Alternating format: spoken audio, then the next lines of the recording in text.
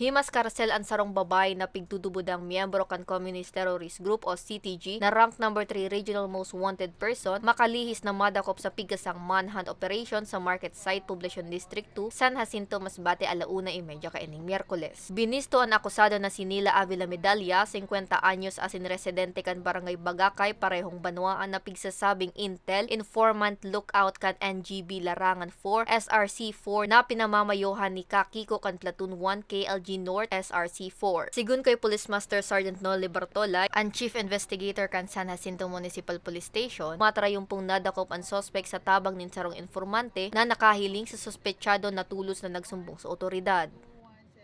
Yung murder niya under criminal case number 2125-2021 dated September 9, 2021 with no bill recommended po yan. Tapos yung pangalawa po, murder then with criminal case number 2179-2022 dated February 21, 2022. No bill po, no bill recommended po yan. Tapos yung pangatlo po, murder pa rin po with criminal case number 2107-2021 dated April 21, 2021. No bill recommended din po. And last po yung murder with criminal case number 2178-2022 dated February 21, 2022. No bill din po yan.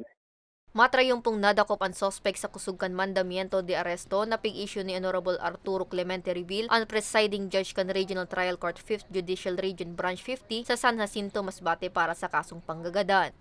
Bale po ma'am, kasi itong mga sa CTG ng mga may kaso sa amin, kung message po namin, mensahe namin sa public na sana matulungan kami na maturo ang mga may mga kaso para turuan din at maaresto.